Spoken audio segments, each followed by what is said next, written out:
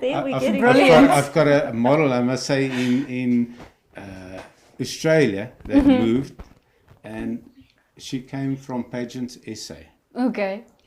She met with me and she told me, listen, I've been with too many coaches now, nobody's interested because I am blind. Oh. And I said, no, that's quite an interesting challenge. And we did it, and she did. Her name is Karina, and she's in Australia now. And she's one of my high points in my career, that I actually trained her to walk on a ramp blind. Wow. And did actually very well. She did a lot of Pageant essay competitions and won a lot of them. Brilliant. So yeah, it's interesting, very interesting. But yeah, it's one of my high points in the industry. This was such a beautiful interview. There's just brilliance all over. I just want to ask for my last question for anyone who would like to go into pageantry, or even your current pageant girls. What advice would you like to give them, and encouragement as well? From my side, I would say do it for the right reasons. Mostly, if you want to grow your confidence, it's a big must. If you want to grow your confidence in your personality, pageant is most definitely one of the best ways to do that. And it's one of those amazing things that you see a person start pageantry with very low confidence, and then how they grow. A year or two after that, how strong they've become. It's just an amazing thing. Beautiful. And you, Coach? I would totally agree with him, everything he says as well. Can't do it now, because sometimes, especially with interview training, I do a lot of interview training for pageants, or certain pageants, and the people won't understand how important interview training is, because it helps you so much when you leave school one day, you have to go for a job interview. Precisely. It's not the same type of questions, but sometimes you get this, where do you see yourself in 5 years? You get that in the pageant. Introduce yourself. Yeah. Yes, introduce yourself, describe yourself. Exactly. Prepares you for the life outside. It really just prepares you, and you can see with the models, from a long time or many years, and as they grow older and they go out of school and they go for a job interview, you see all the posts, and the first job or second job interview, they nailed it. Yeah. And the grooming, like I said earlier as well, the grooming is, for me, is very, very important, but you know exactly how to look like at the end of the day to go for a job interview. Yes. That really helps you, your verbal skills, the way you need to talk, the way you need to represent yourself in a job interview. Most definitely, yeah. It's Beautiful. definitely all those type of skills. So it's not only about going Walking on the ramp. Yes. There's all these other little things that really, really helps you. And if you want to do it, don't be scared. And don't let anyone stand in your way. And don't let anybody tell you too old to start. Yes. Or too disabled to do it. There's no, Yes. If you want to do it, put your mind to it, just go for it, do it. And Have the don't right let people anybody- behind you. Yes, and also don't let anybody tell you don't look like a model. Everybody is unique in their own way, special way. Yeah. And that's what we believe, and it doesn't matter how you look like, anybody can be a model. But like you said, you have to come in there for the right reasons. Your heart needs to be pure. Yes. Things like that. If you're going to do it for Just for winning. then because you need to, like I said earlier as well, success time. doesn't happen overnight. Yes. You need to work, and everything you do today, your own career, you need to work for what you want today or what you achieve today. That's the same with modeling. You need to work hard. It's like a normal sport, like any other sport, athletics, rugby, tennis. It's a sport. It's still a sport. It's just more glamorous. Okay, so we do want to inspire people, we want to hear some success stories. So can we hear some success stories from you guys with regards to pageantry? Well, success stories, when I had my previous modeling school, what is so nice is that what Deon also said earlier, you see the girls grow. So I had girls that time that started from scratch, like they no modeling, experience at all. And you just work with them, and then all of a sudden, they win their first title. So there was a lot of pageant essays, especially pageant essays like Miss Pre-Teen South Africa, Miss Pre-Teen Universe, or Miss Teen Junior essay. Junior essay, and things like that. But my most I would say my biggest success stories is the Mrs. Africa pageant. I started about 6 years ago when someone came to me. Well, Carolyn, the director from Pageant SA, she sent this lady to me for the Africa, because the Africa pageant is a different, I would say, different ball game. It's like a whole week of you need to prepare thoroughly and with every simple little thing. And it's like a week and a half, I would say, at that time. And she sent her to me, and I trained her, and from wardrobe, from rehearsals, from you name it. It's like every single thing. When you do this activity, you wear that. Like I said earlier, I'm very over my grooming. When you do that, you go and change. You do, it's like up and down the whole time. And she won. And from there on, that was about 6 years ago, I think. And then she won Mrs. Africa.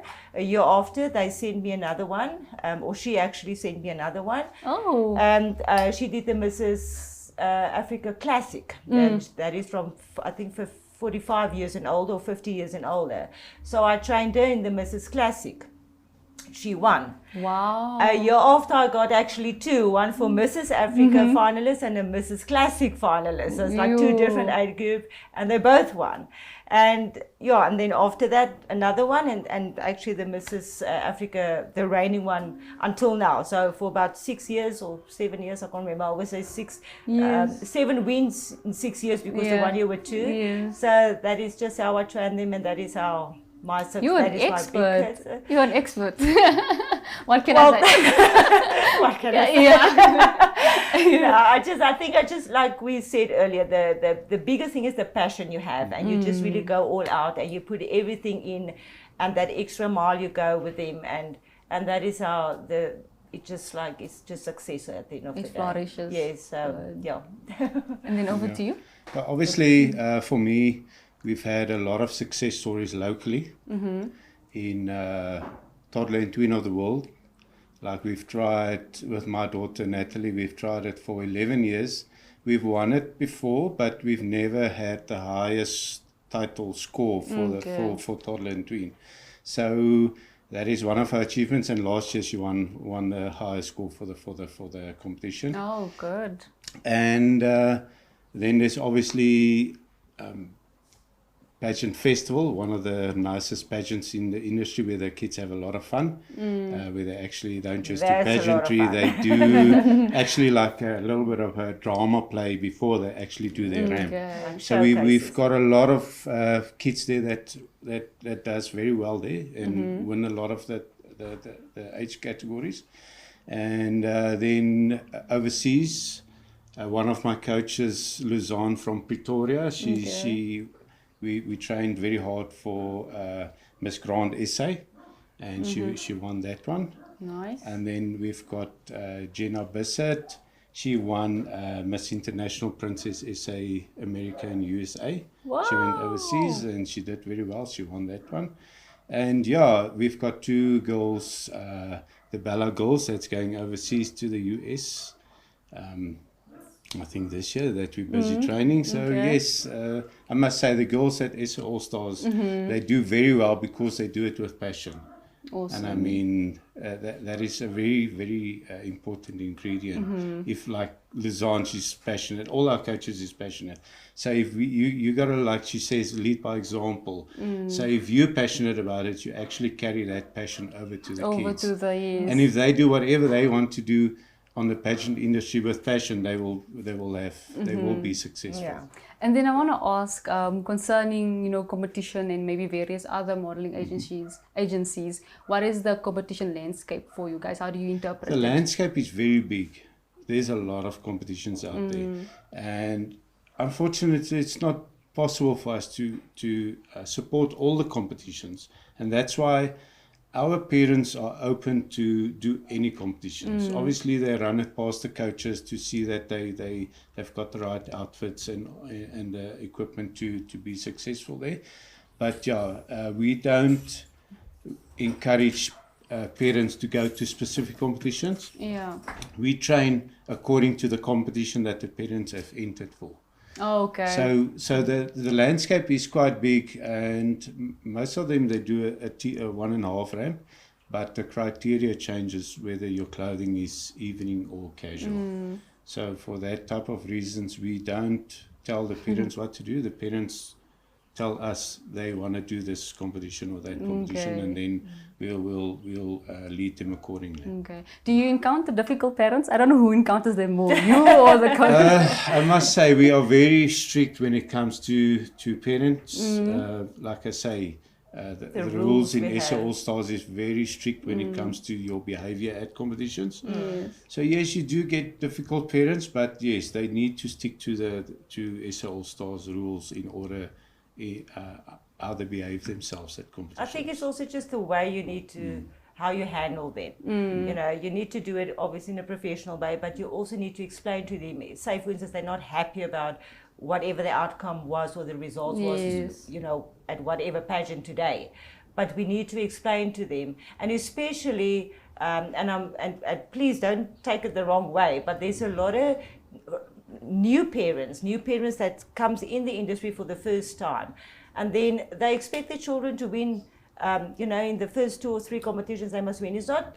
Maybe you're lucky, and It happens. wow, It it does happens. happen, It but does happen. Yeah, not often. But not often, yes. And like I said earlier, Takes hard work. it takes hard work, and then they don't understand, and then.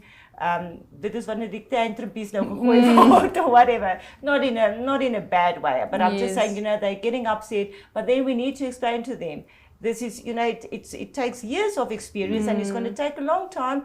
And maybe by the next pageant, your child will win. But you need to know how to handle it, because again, you as a parent, I'm not talking about the coaches now, but you as a parent also need to set that example for your child, because now the parent is, you know, in a bad, you know, the tantrums, or they get annoyed or they get upset, and then the child, she's say 8, 9 years old, she thinks, okay, but that is the way how it goes. When I'm 12, 13, I can also go and gooi my tantrum today because my mom, it was fine with my mom. It doesn't work that way. And the people see these things. They see the children that's humble. They see where you're coming from, and the kindness, and you know, things like that. And that is what is important. And that is what the parents must also remember. But I must actually say, we people really think that we're talking nonsense, but we do not have any. Our parents behave themselves at competitions very well, because they know it's, if you don't, you're out. It's short and simple. We don't support negativity in the industry.